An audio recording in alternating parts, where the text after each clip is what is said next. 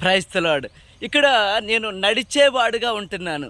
ప్రభువైన యేసుక్రీస్తు ఇలా నడవటం ద్వారా నాకు నేర్పించిన పాఠం ఏంటంటే, డబ్బులని ఎలాగూ అర్థవంతంగా ఉపయోగించాలి.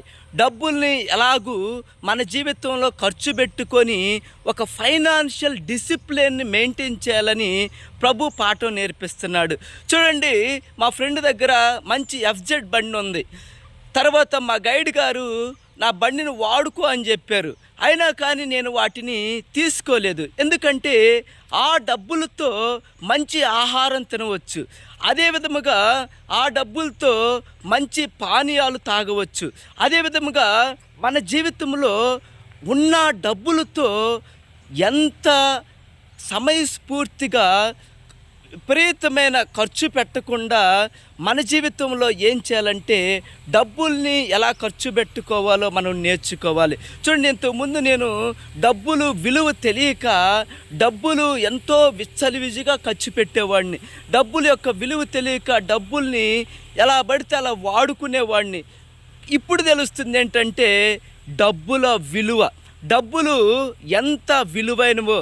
మన జీవితంలో డబ్బులు విచ్చలవిడిగా ఖర్చు పెట్టడం ద్వారా చాలా ఇబ్బందులు పడతాం, చాలా ఎంతో నష్టపోయే వారముగా ఉంటాం, అప్పులు చేసే వారముగా ఉంటాం. కనుక ప్రియమైన వారలారా, మన జీవితంలో అనవసరమైన షో ఆఫ్కి మనుషులు ఏమనుకుంటారో, నా స్టేటస్ కనపడాలి, నేను ఎఫ్జెడ్లో తిరగాలి అని చెప్పేసి దీనికి పోయారనుకోండి, చూడండి మనం నష్టపోతాం.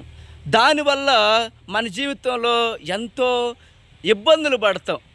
మనం ఇతరుల్ని మెప్పించటానికి ప్రయత్నం చేస్తే నువ్వు తర్వాత చాలా నష్టపోతావు, చాలా ఇబ్బందులు పడతావు, చాలా కృంగిపోయి ఒకనాడు నీ జీవితంలో ఎంతో నిరాశ, నిస్పృహ, అయ్యో నా దగ్గర డబ్బులు ఉన్నప్పుడు ఎంత విచ్చలవిడిగా ఖర్చు పెట్టాను, అయ్యో నేను డబ్బుల్ని ఎంత నాశనం చేశాను, ఇప్పుడు నా దగ్గర ₹1 లేదని ఎంతో నిరాశపడి నీ జీవితంలో నీకు నీవే బాధను కలుగు చేసుకుంటావు.